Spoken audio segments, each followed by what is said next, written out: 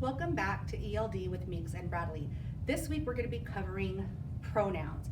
And we'll do a quick recap on nouns because these two are closely related, and we'll be doing some substitution today. So the first thing we want to know about pronouns is that they are the least specific type of noun that takes place of our subjects. But when we do this, we have to consider two factors, gender and number. So when you're thinking about gender in terms of our pronouns, it's because we need what's called gender agreement, or that pronouns must agree with the gender if you are speaking about a girl or a boy. So for example, these pronouns would match. So a girl would be a pronoun like she or her, and we'll get into the specifics about which one to use when later. And for a boy, we would have he and him. Then over here in number, we want to consider whether or not our subjects or nouns are plural or singular. This is a concept we've learned before. We talked a lot about different types of plurals and nouns. So pronouns must agree with the number, meaning if you are talking about one subject or multiple, the pronouns should agree as well. You can see this in the nouns. For example, it would say a girl or the girl would signify singular. And girls, right, or boys, that plural S that we talked about in the last few sessions is gonna let us know when it's plural. So these two clues, or tricks we're gonna call them later, will help us decide which pronouns to pick. So here's our chart. We're talking about pronoun agreement. We want to pay close attention to the different types of pronouns that we have.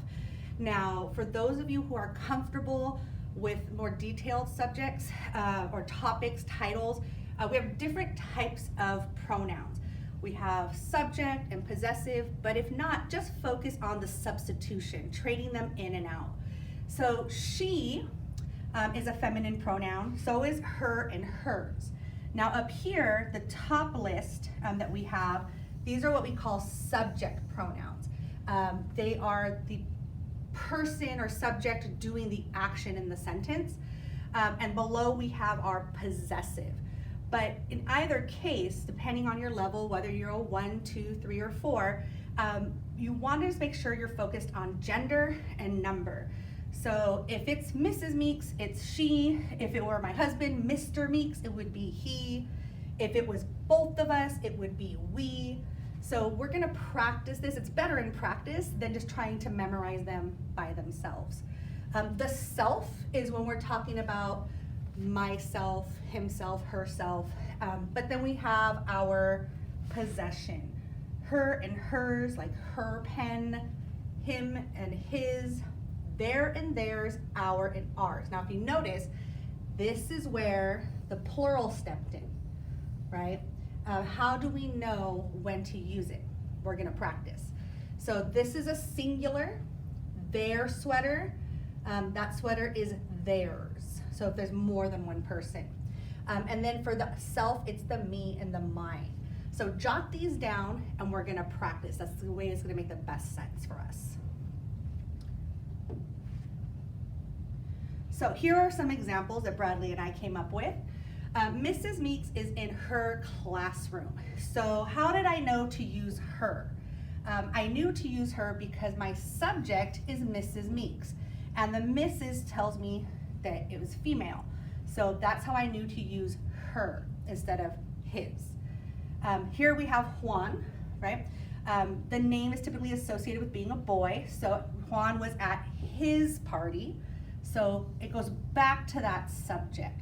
So that's that trick we talked about earlier, that comparison, going back to the subject to determine what to pick. She loves her dog. Even though we don't know who she is feminine. So her is chosen because we used she here. He likes to use his own supplies. So again, I know this is gonna be his or masculine because my subject is he. So we're looking for that kind of like a matching game, if you think about it. And then they eat lunch together. So here's my subject, they. If I were to include a pronoun here, a possessive pronoun, I could say they eat their lunch together, right there. If I wanted to be specific, maybe I'm eating Bradley's lunch. And then I love ELD. So here's my subject. If I wanted to add that extra word, I love ELD, my classes are the best, right? So I picked the my because of the I. My classes. Bradley would argue with me, her classes are the best, but we both have amazing classes.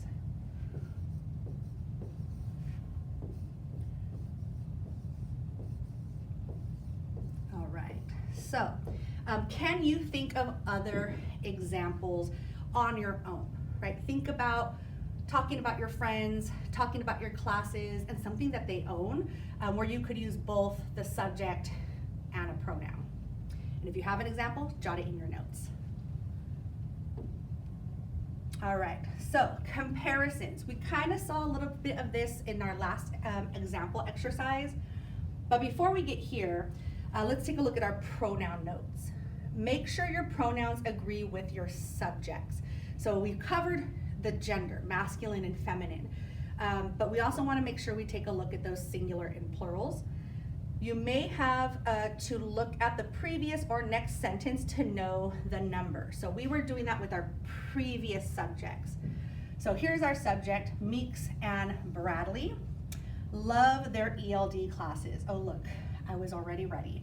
So it's there because Meeks and Bradley, there's two of us, right? If it was just mine, I would say Meeks loves her ELD class. But since it's Meeks and Bradley together, it's there. Then our second sentence continues with another type of pronoun, our subject pronoun. They teach them about pronouns. So this they was chosen again because Meeks and Bradley is plural. We love teaching our students grammar. So we means Bradley and I, right? So when I talk about someone else and I, that's the we. We love teaching our students. So together, they belong to us.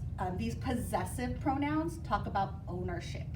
So our is used for we. She dislikes her grade.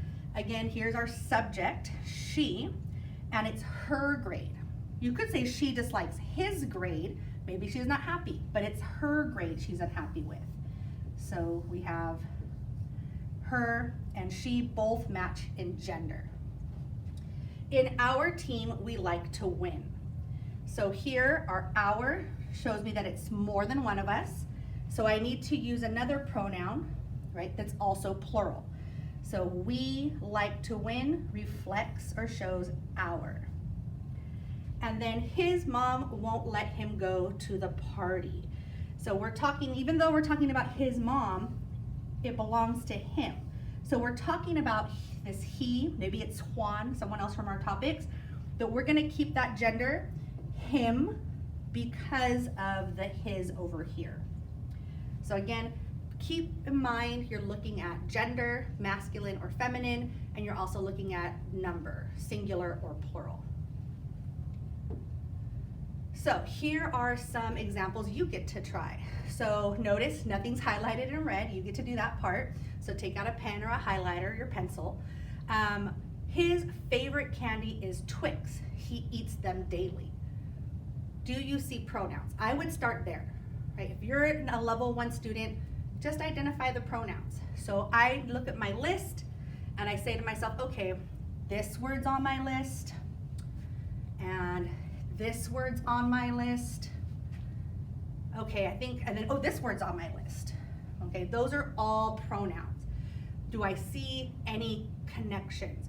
His favorite candy is Twix. He eats them daily. So this is singular his, and so is the he. That's the two that are connected to each other. For those of you who are upper levels, we like to ask you to challenge yourself, right? What is the them referring to? Think about that. If you don't know, the them, what is he eating? It's referring to the Twix. If you don't know that, that's okay. Right now we're just trying to figure out where are these pronouns. Number 2, I love to dress up for Halloween. Gonna give you a pause, let you think about it for a minute. Okay, go back to that list of resources if you need to. I see I think that's the only pronoun I see, right? So talking about myself, what I love to do, that's it. I found my pronoun. I think that one was way too easy. Number 3, they will not share their candy. Again, going back to my list, looking for those other pronouns. They will not share their candy. So I saw they on my list, and I saw their on the list. Now these two are referring to plurals, right? More than one person or more than one item or subject. So let's see. They will not share their candy.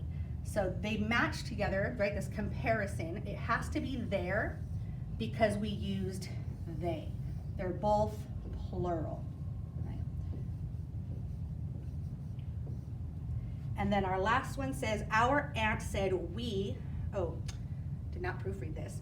Our aunt said we were going to a party. I misread that.